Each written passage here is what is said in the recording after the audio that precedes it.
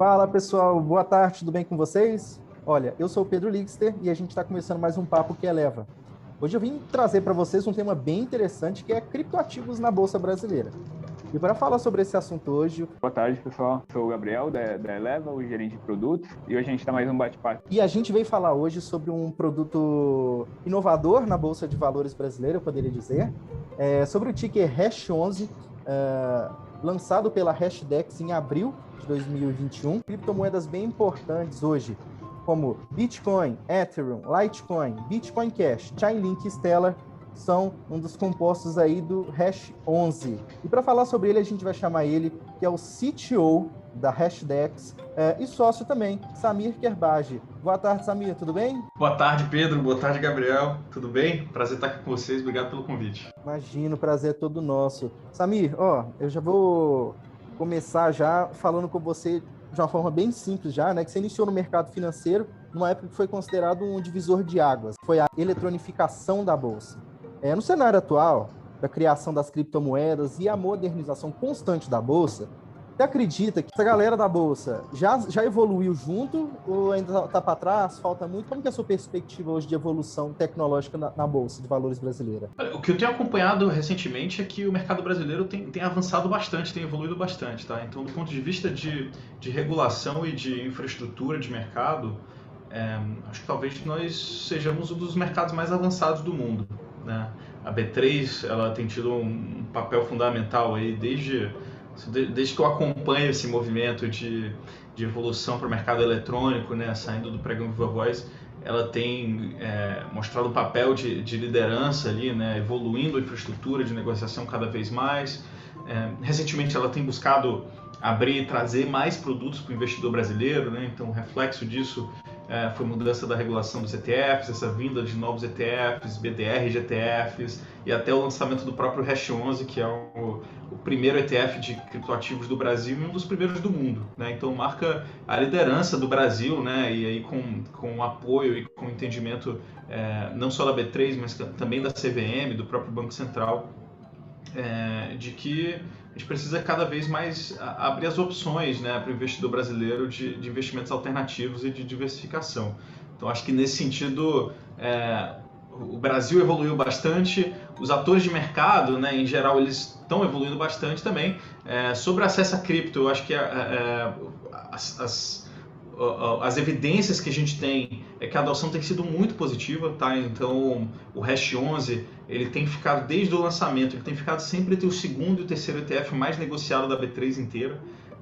Do ponto de vista de número de investidores, ele já é o terceiro ETF com o maior número de investidores na B3, é um dos 8 maiores ETFs em patrimônio, né? em ativos sob gestão, patrimônio líquido. Então, tem sido um sucesso, tá? A liquidez e o volume negociado dele diariamente tem sido bem relevante, tá? Então, acho que chegou o momento ali do investidor brasileiro começar a olhar a cripto, e aí o Hash11 é um investimento, muito simples, é seguro e é regulado, né? Tá dentro de toda a estrutura regulada ali pela B3, pela CVM e por todos os outros reguladores aqui do Brasil. Vou te falar que particularmente eu tenho um problema, tive um problema muito sério com criptomoedas no começo, porque eu, assim como outras pessoas, não tinha grande segurança em falar sobre criptomoedas. E hoje, o meu primeiro passo com investimentos em criptomoedas foi exatamente com o Hash11, né? Quando ele teve sua abertura no dia 26 de abril, eu entrei também no Hash11 para a gente poder, assim como eu, outras pessoas têm uma mente muito mais fechada com relação a criptomoedas, e tem hoje uma dificuldade de entrar, inclusive no próprio Hash11, né? Para poder lidar com esse ETF.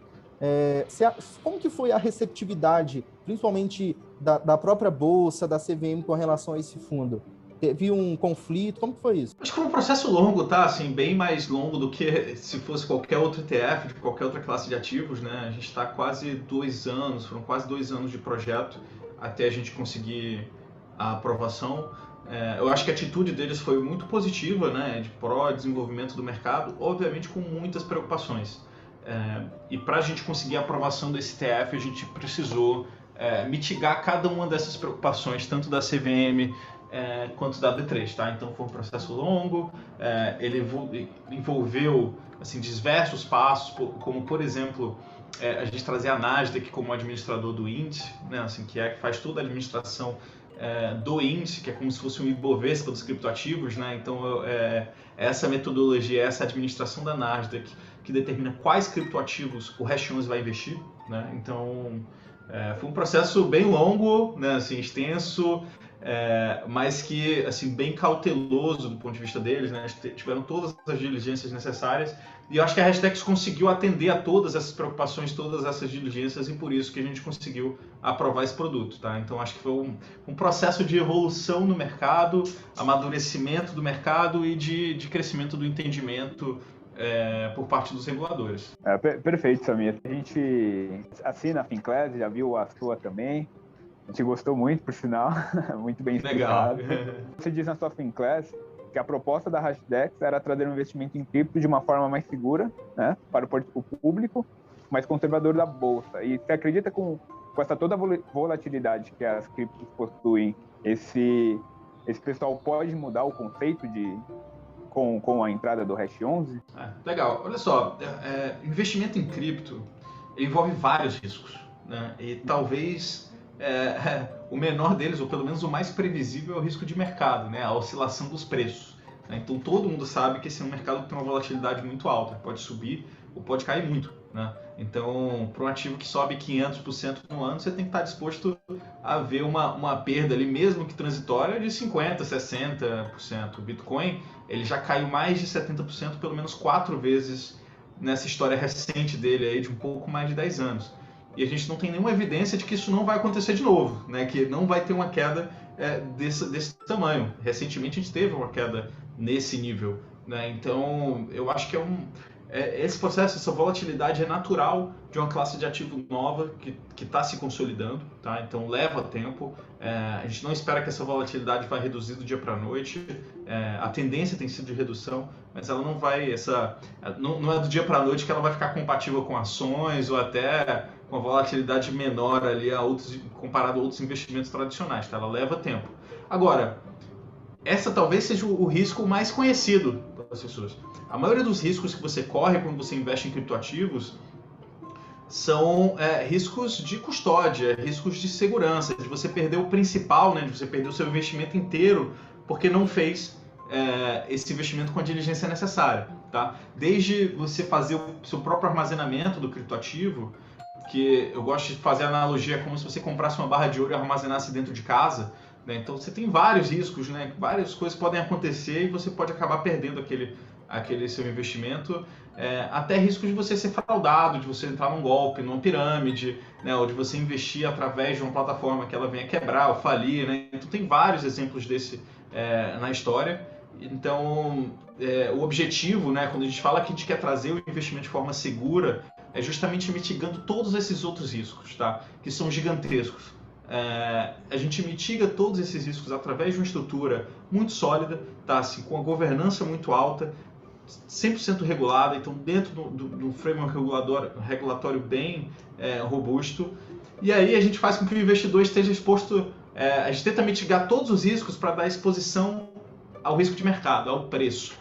Né? Então, quando você compra, por exemplo, o Hash 11, você está exposto à variação do preço de cripto, sem ter que estar exposto aos riscos, né, inerentes a você fazer um investimento direto em criptoativos. Esse foi o nosso objetivo com esse produto. Perfeito. A gente tem até uma questão nessa parte de segurança mesmo, porque recentemente, né, a gente viu que uma corretora independente lá na Turquia sumiu com todo o dinheiro do pessoal que tinha investido em criptomoedas. E uma das nossas questões seria, como você já respondeu, se quiser falar um pouco mais dessa parte de segurança, como que a gente tem a certeza que isso não tem como acontecer com a gente investindo em Hash 11? Legal. Eu acho que tem 3 camadas de proteção, diria assim. Uma é a regulação, a outra é a governança e a outra é a segurança cibernética, né, tecnológica. Começar falando daquelas que são mais comuns ali, o investidor tradicional. Primeiro, a regulação. A Hashdex e os fundos dela estão sujeitos a regulações aqui no Brasil, né? Então, supervisão da CVM, da B3, do Banco Central. Lá fora, através de supervisão da CIMA, que é o regulador, é como se fosse a CVM das Ilhas Cayman, tá? SEC nos Estados Unidos, tá? Os nossos custodiantes, que é onde a gente armazena os criptoativos, eles são sujeitos à regulação americana, tá? Então são entidades reguladas como trusts, né, como custodiantes lá nos Estados Unidos. Então ele tem obrigações de segregação de patrimônio, de manutenção de garantias, né, e de própria segurança, tá? Aí a gente vai para a camada de governança, né? De novo, toda a estrutura do nosso índice tem uma governança independente, tanto do ponto de vista dos ativos que a gente investe, quanto do próprio fundo, tá? A gente tem um board de diretores independentes que controlam isso. A gente faz 100% do armazenamento dos nossos criptoativos com custodiantes institucionais regulados, tá? Então não tem nada fica em exchange. A gente não tem acesso a nenhuma chave privada, não tem nenhum criptoativo que fica com a gente, eventualmente, 100% com custodiantes qualificados, profissionais e regulados, tá? E esses custodiantes, né, que são entidades, como eu falei, são reguladas lá nos Estados Unidos, e acima disso tudo, eles colocam apólices de seguro em cima. Então, se no pior cenário ele chegar a ser roubado, hackeado, ou perder acesso a esses criptoativos, a gente tem apólices de seguros que cobrem, né, perda, roubo, fraude, colusão interna, né, vários tipos de possíveis eventos de perda ali. Tá? Então tem todo esse arcabouço. E aí, por último, a gente pode ir para o risco cibernético, que é a forma como esses custodiantes fazem o armazenamento utilizando as melhores práticas de segurança. Tá? Então é um nível de segurança, assim, nível missão impossível, que a gente chama. Né? Então a chave privada, que é a senha para acessar, né, para desbloquear esses criptoativos, ela é gerada em computadores que são desconectados da internet, que nunca tiveram acesso à internet, nem nunca vão ter. E aí, sempre que você precisa fazer qualquer movimentação, você precisa de um acesso físico a esses computadores, né? E esses computadores, eles ficam em bunkers, tá? Que são protegidos, monitorados 24/7, né? Com restrição de acesso, com segurança militar, né? E controle de acesso, segurança armada, esse tipo de coisa. Então é como se fosse realmente cofre de banco, tá? E além disso tudo, né? Assim, além dessa segurança, toda essa chave, ela normalmente é quebrada em vários pedaços e espalhada ao redor do mundo. Então, se alguém quiser roubar, né, um criptoativo ali, ele precisa invadir ao mesmo tempo vários desses bunkers e roubar vários pedaços dessa chave para conseguir acessar. Então, é um nível de segurança, né, paranoico mesmo, porque realmente é uma responsabilidade muito grande, são bilhões de dólares que eles têm sob custódia de vários outros investidores institucionais, né, não só do Hash 11. Então, é isso que dá esse arcabouço, né, essa proteção em vários aspectos. Esse tipo de investimento de armazenamento que o Hash 11 faz, ele não está acessível para investidores pequenos, né? E até para grandes investidores institucionais, o custo é muito alto, né? Por isso, a Hashdex, por ser uma gestora especializada nisso, né, por fazer um fundo que tem um volume relevante, ela consegue contratar esse tipo de provedor de serviço que você não conseguiria se você fosse investir sozinho. Perfeito, Samir. Eu já tinha ciência que era mais seguro investir pelo Hash 11, mas não tinha essa noção que era tão seguro. Tem toda essa parte de governança, de cibersegurança tão grande, pelo que você falou, né, é uma responsabilidade muito grande, muito dinheiro envolvido de terceiros, né? Então, perfeito. Ficou muito claro isso. Samir, agora falando um pouquinho aqui sobre essas quedas, né, que você disse que a gente teve 4 quedas, né, ultimamente, desde 2011, né, mais ou menos, e a última aconteceu agora há pouco, como você mesmo citou, né, com essas leis mais repressivas de governos ao redor do mundo contra o mercado de criptoativos.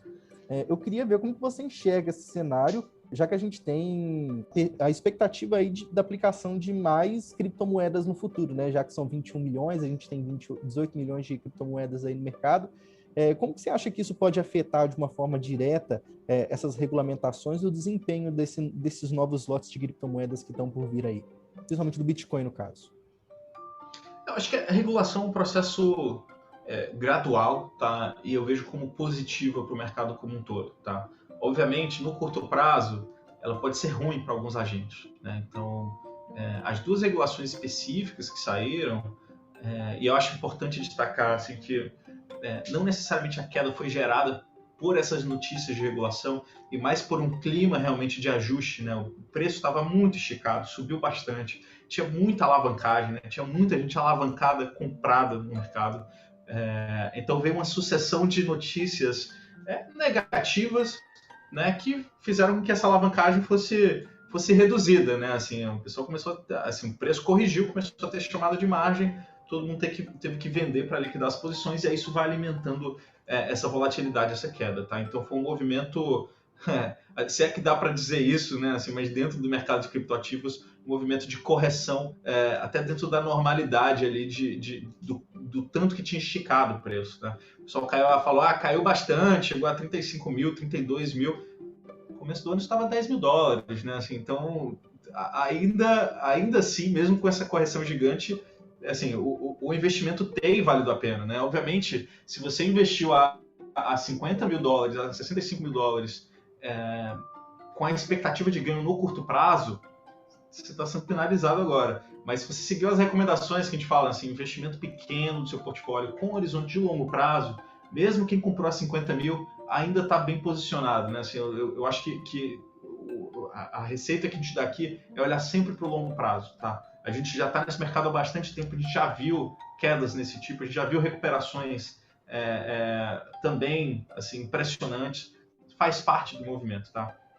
Então, falando sobre a regulação especificamente, essas regulações elas machucam os players, os negócios que atuam com criptoativos. A primeira é aquela chinesa, que tentando restringir cada vez mais a atividade de mineração na China. Eu acho que é um movimento natural da China, que tem controle de capitais, né, assim, que tem assim, um Estado que intervém bastante na economia. Quem que isso vai prejudicar? Os mineradores chineses, né? Então, se eles saírem do negócio, vai ficar mais lucrativo para os mineradores que tem em outros lugares do mundo. A rede do Bitcoin em si não muda nada. Ela não fica pior, não fica melhor, não fica mais cara, nem mais barata, não muda nada, tá? Então, esse é um primeiro aspecto que eu acho importante. Então, é ruim para os negócios de mineração chineses, mas para o investidor de Bitcoin, assim, não muda nada, tá? Obviamente tem uma correção de preço, tem esse movimento de queda. Você tem os mineradores chineses que têm estoque de Bitcoin, eles precisam liquidar essa posição, porque, enfim, a regulação vai aumentar lá, então quem tem Bitcoin estocado lá está tendo que vender. Então, no curto prazo, tem esse movimento de pressão ali nos preços, mas não altera em nada os fundamentos, tá? E a segunda foi do IRS, lá da Receita Federal Americana, né, assim, querendo aumentar os controles, né, assim, de obrigações de reporte de criptoativos a partir de um determinado valor, para evitar o pessoal, assim, fugir lá de pagar imposto, né? Assim, a gente sabe que uma das únicas coisas que a gente não consegue fugir na vida é de pagar impostos, né? E também acho super natural, tá? Assim, no Brasil já tem esses limites, já tem essa regulação da Receita Federal, né, assim, que obriga as exchanges a reportarem e tal. Eu acho que é um movimento natural. Tem muita gente ganhando muito dinheiro com criptoativos, o IRS vai lá e fala, olha só, não é assim, você está ganhando dinheiro, vai ter que pagar imposto. Quem estiver tentando driblar a Receita Federal Americana vai se dar mal. Então, de novo, tem um movimento, né, tem uma pressão de curto prazo, porque quem está utilizando Bitcoin para fazer evasão de divisas, para fazer sonegação de imposto, vai ter que sair, porque não vai ficar mais tão bom assim. Para os negócios americanos, aumenta o nível de controle, aumenta o custo, mas para o Bitcoin não muda nada. Assim, o Bitcoin continua funcionando, a rede está lá, continua segura, não muda nada com relação a fundamentos. Então, acho que no curto prazo tem impacto em preço, tem força vendedora, né, assim, mas não muda nada os fundamentos. Por isso que eu acho que essa queda gigante, na verdade, se você estiver olhando para o horizonte de longo prazo, é uma oportunidade única de entrada, tá? Mas, de novo, percentual pequeno do portfólio, investimento para o longo prazo, acima de 3 anos. Não entre nesse mercado achando que você vai ganhar dinheiro em um mês, que você vai resolver sua vida em 2, 3 meses, que porque subiu 500%, vai subir 500% nos próximos 6 meses de novo. Não é assim que funciona, tá? Quem olha para criptoativos com horizonte de curto prazo normalmente perde dinheiro, porque essa volatilidade é muito alta, ela machuca muito. E ainda tem aquele viés comportamental ali do ser humano de ganância, né? Quando o preço começa a subir muito, a gente vai ficando ganancioso, tendendo a investir mais, e quando o preço cai, a gente tende a ficar com mais medo e vender. E aí esse comportamento faz com que a gente sempre compre na alta e venda na baixa, né? É isso que acontece. E ainda mais com a classe nova, que está todo mundo tentando entender ainda, as pessoas ainda estão se acostumando com aquilo. Então qualquer quedinha dessa, o Elon Musk faz um Twitter lá, você fica, caraca, o fim do Bitcoin acabou, vou ter que sair. Não, pessoal, o Bitcoin vai continuar, ele tem muitas décadas ainda para amadurecer, ele não vai amadurecer do dia para a noite. Então tem que controlar essas emoções, né? Tanto a ganância quando o preço sobe muito, quanto o medo quando o preço cai, né? E a única forma de você controlar isso, pelo menos a única que eu conheço, é você controlar a sua exposição, né? Você calibrar essas emoções através da sua exposição e manter essa disciplina. Agora vamos falar de uma forma bem direta de criptoativos. Você comentou agora sobre essa densidade, né, de crescimento dos criptoativos, e na sua Finclass você falou um pouquinho sobre algumas outras criptomoedas que são muito interessantes, né? Uma criptomoeda que o Gabriel me indicou, que eu até acompanho bastante, é o Polkadot. E a gente vê esse pessoal que está entrando no mercado de criptomoedas agora, indo um pouco no embalo, principalmente de um meme que nasceu, que é a famosa Dogecoin, né? E o pessoal está levando muito a sério a Dogecoin, e a Dogecoin está realmente... O pessoal está louco em cima de Dogecoin. Eu queria ver a sua opinião sobre a Dogecoin. Então, vamos lá. O Dogecoin ele foi criado em 2013 ou 2014, se não me engano, como um meme, tá? Assim, um meme financeiro. Ele foi criado numa época em que começaram a surgir as altcoins, né? Que eram alternativas ao Bitcoin, né? Moedas que tentavam ser mais eficientes do que o Bitcoin ou trazer casos de usos novos. E na época começou a surgir tanta coisa que o criador do Dogecoin resolveu criar a Dogecoin como uma piada. Falei, cara, tem moeda de todo tipo criando agora, eu vou criar a minha também do meu cachorrinho aqui. E aí criou a Dogecoin lá, representando um Shiba, né, o cachorrinho dele e tal. Foi criado como uma piada, e talvez seja a primeira vez na história que a gente conseguiu criar um meme financeiro. Né? Assim, a oportunidade das pessoas participarem de um meme, que é um movimento pop da internet, né, assim, com dinheiro, né, assim, com skin in the game. Isso, bom, fez muito sucesso lá quando foi lançado, um monte de gente entrou na piada e aí gerou essa especulação, porque as pessoas começam a comprar para fazer parte da história, né, falando, pô, eu tenho a Dogecoin e tal. O preço começa a subir e começa a gerar especulação das pessoas. Cara, eu vou entrar nisso aqui porque o preço está subindo, eu vou entrar para ganhar dinheiro. Aí você gera aquelas ondas especulativas normal. Assim, isso é super normal. Isso aconteceu com a Dogecoin lá quando ela foi lançada e está acontecendo de novo agora, porque essa Dogecoin foi reavivada pelo interesse do Elon Musk.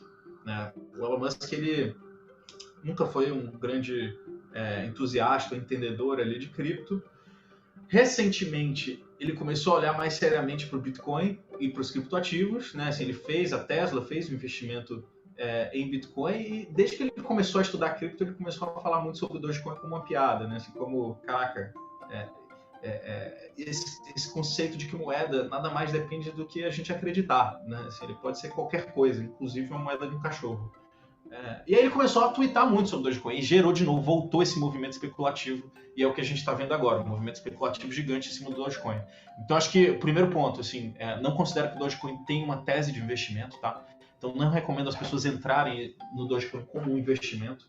Quem estiver entrando pela especulação, vou tradear aqui para comprar e vender, cuidado, você pode dar muito mal, tá? Assim, já aconteceu no passado e pode acontecer agora também. Tá, então, se você quiser entrar porque quer participar do meme, você quer ter o Dogecoin, quer fazer parte da história, tem o Dogecoin e tal, não sei o quê, de repente isso vai virar até um colecionável, né? Legal, mas saiba que você está entrando no meme. Daqui a alguns meses, ou algumas semanas, ou alguns dias, quando passar a moda e o Elon Musk estiver falando de outra coisa que não é de cripto, naturalmente as pessoas vão sair, vão para o próximo meme, vão dedicar a atenção delas para o próximo meme, e aí o preço vai despencar. E aí o preço despencando, você vai ter uma perda. Então, assim, fique consciente que se você está comprando Dogecoin, você está comprando para participar de um meme. Não é um investimento. Talvez seja pura especulação se você estiver entrando para ganhar dinheiro. Então, se você estiver entrando para ganhar dinheiro, é pura especulação. Você tem um risco gigante de perder tudo que você investiu. Então, isso eu aconselho aí. O conselho que eu dou para quem está olhando Dogecoin saiba que se você está entrando para participar de um meme, você não está entrando para investir. Tá?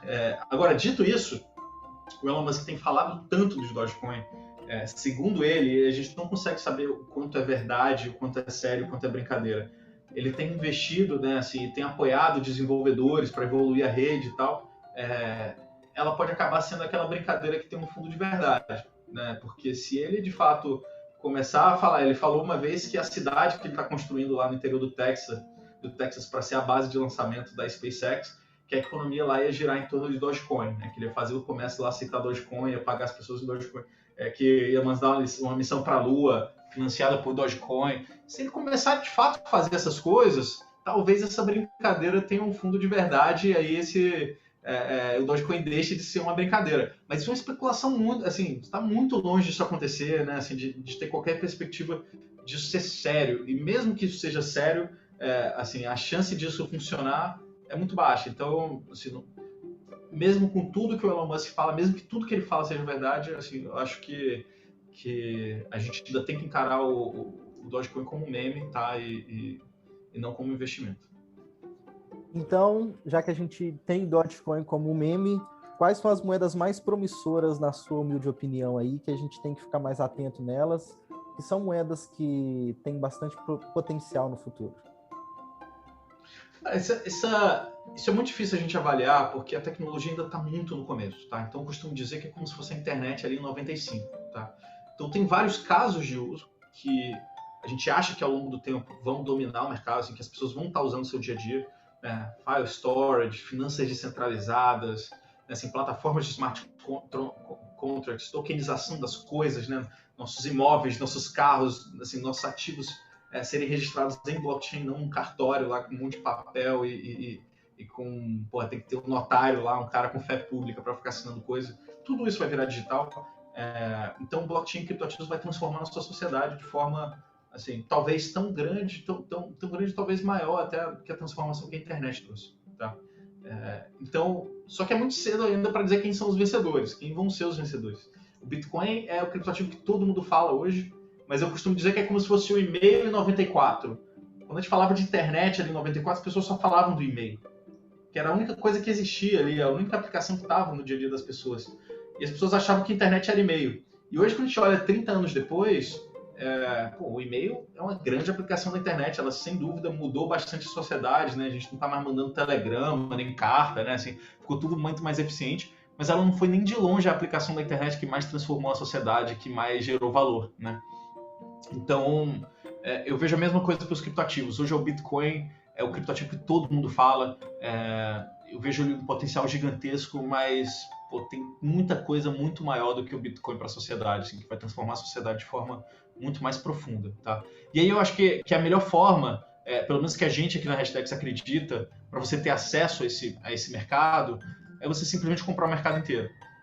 Por isso que a gente aposta nesse investimento via índice, né? Através de ETFs e dos nossos fundos. Quando você investe no Hash 11 ou em algum dos fundos que replicam o NCI, você está investindo nessa tecnologia do futuro, e a escolha dos ativos você está delegando para a Nasdaq, que faz, né, que tem um conjunto de regras muito bem específicas, que faz com que os maiores ativos, aqueles mais sólidos, façam parte da metodologia, tá? Então, hoje, os principais ativos são Bitcoin e Ethereum, que estão no índice, mas ele tem 6 outros ativos, né? Litecoin, Chainlink, Bitcoin Cash e Stellar.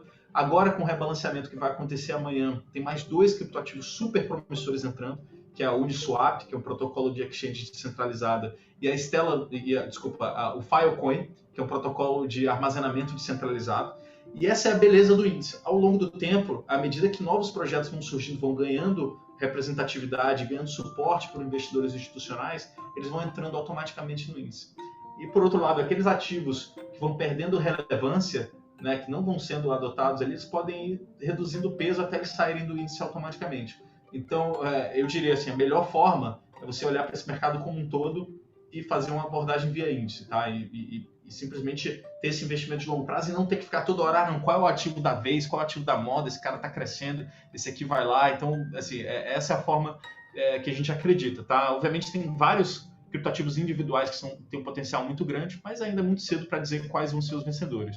Legal demais, cara. E a gente está chegando no final aqui dessa nossa conversa, mas eu queria saber, antes de acabar aqui, quais são os próximos passos aí da Hashdex para esse futuro promissor, que a gente não sabe onde a gente vai, mas a gente só sabe que a gente chega lá. Como que a Hashdex está fazendo aí para poder revolucionar esse mundo de investimento? Então, nossa missão é construir essa ponte, né? Dar acesso a criptoativos de forma simples, segura e regulada, tá? Então, parte muito importante disso é a educação, né? A gente conversar com os investidores, a gente explicar o potencial dessa tecnologia, né? E separar o sinal do ruído, né? Tem muito ruído nisso, todo mundo fala qualquer coisa no Twitter e começa a ser repercutido, né? Assim, tem muita fake news, então a gente tenta guiar ali os investidores e mostrar o que mais de relevante tem acontecido. Do ponto de vista de desenvolvimento, a gente continua apostando bastante no Hash 11, ele tem crescido muito, a adoção dele tem crescido muito, vários investidores têm entrado, né? Assim, a gente começou com cerca de 30 mil investidores, hoje está em quase 80 mil investidores que acessam via Hash 11, né? Hashdex como um todo está com cerca de 180 mil investidores hoje, então a gente continua apostando nesse crescimento aqui no Brasil. A gente tem começado a fazer alguma expansão posterior e tem alguns produtos novos no forno ali, mas infelizmente eu não posso comentar muito sobre produto em desenvolvimento. Mas tem coisa nova para vir aí para o investidor brasileiro. Opa, então quer dizer que futuramente a gente volta para falar com você então, Samir. Muito obrigado aí pela sua disposição, pelo seu tempo.